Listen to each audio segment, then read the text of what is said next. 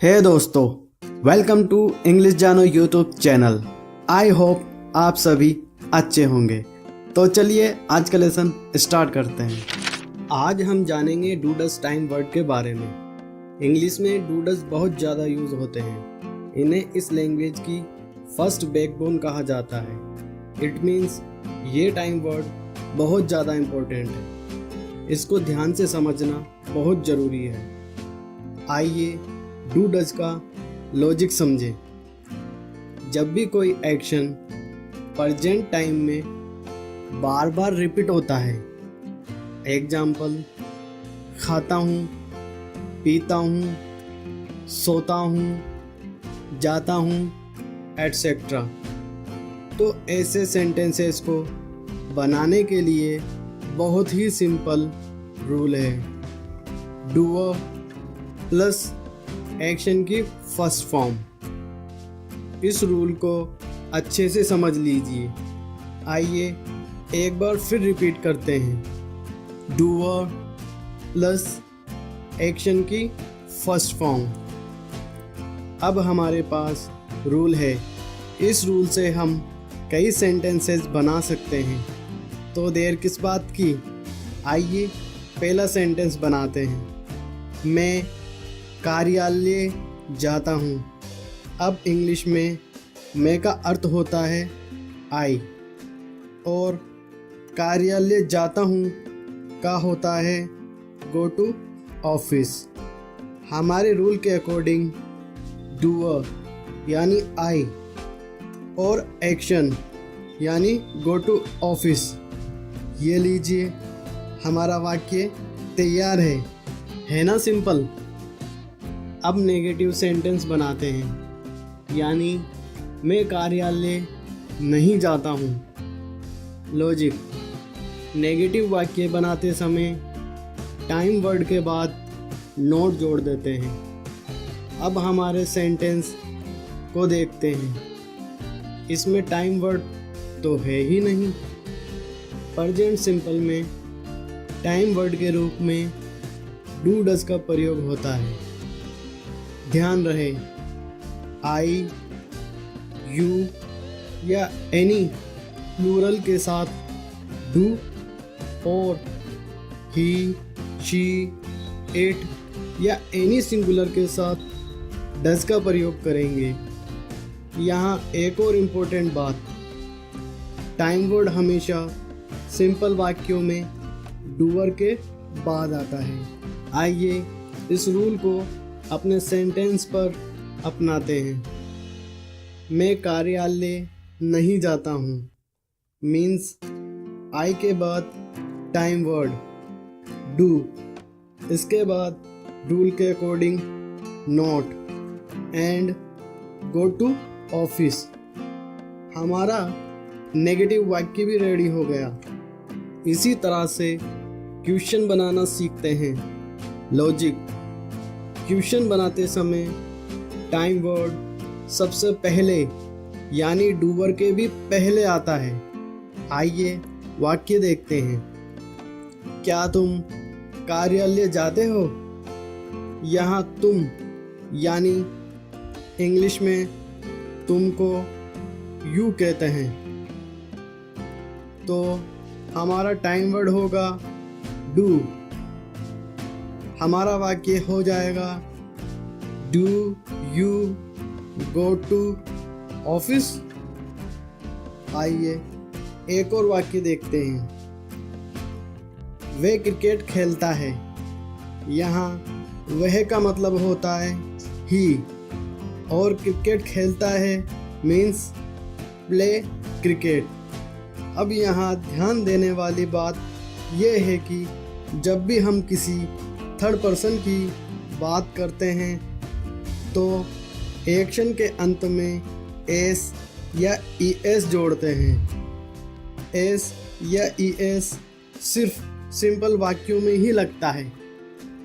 Logic, जब भी किसी एक्शन के अंत में O, Z, X, double S, C H, S H आता है तो ई एस लगाते हैं। बाकी सभी एक्शन के साथ एस का प्रयोग करते हैं। अब हमारे वाक्य में थर्ड पर्सन सिंगुलर है और एक्शन के अंत में वाई है, तो हम इसमें एस जोड़ देते हैं। हमारा सेंटेंस पूरी तरह से रेडी हो गया।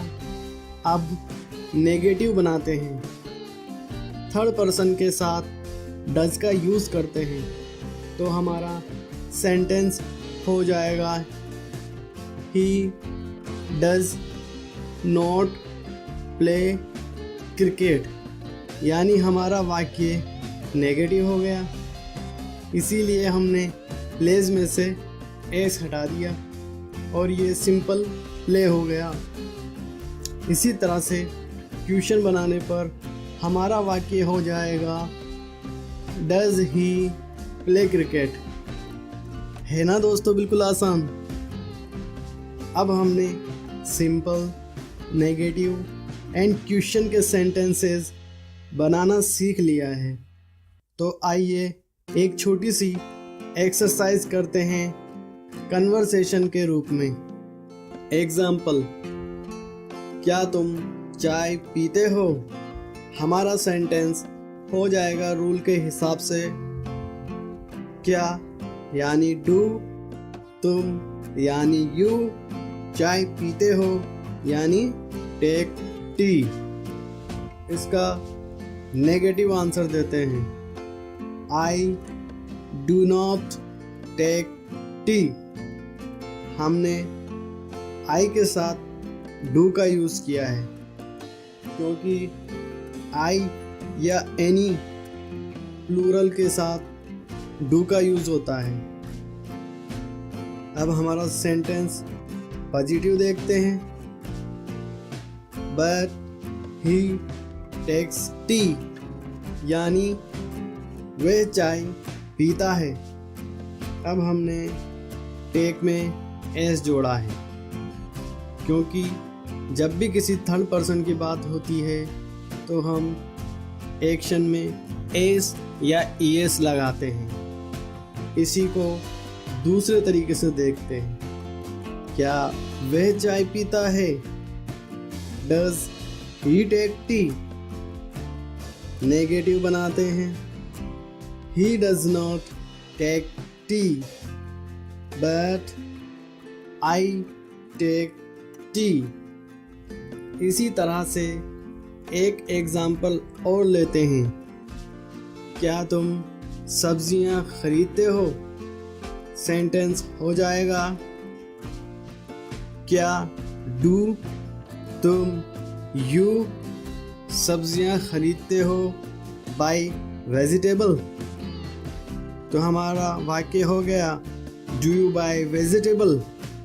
नेगेटिव आंसर देते हैं, I do not buy vegetable but he buys vegetable.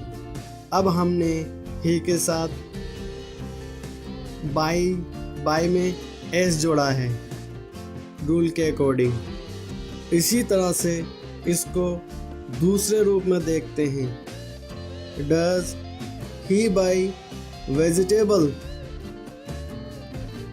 Answer देते हैं, he does not buy vegetable but I buy vegetable. मुझे उम्मीद है आपका डू डज को यूज़ करने का लॉजिक क्लियर हो गया होगा।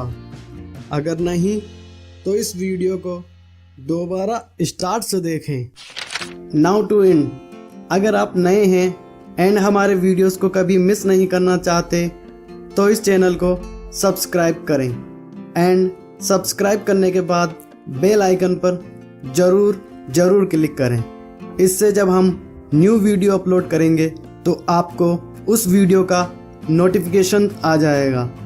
लेसन के सारे वीडियोस देखने के लिए हमारे इंग्लिश जानो यूट्यूब चैनल के होम पेज पर जाइए।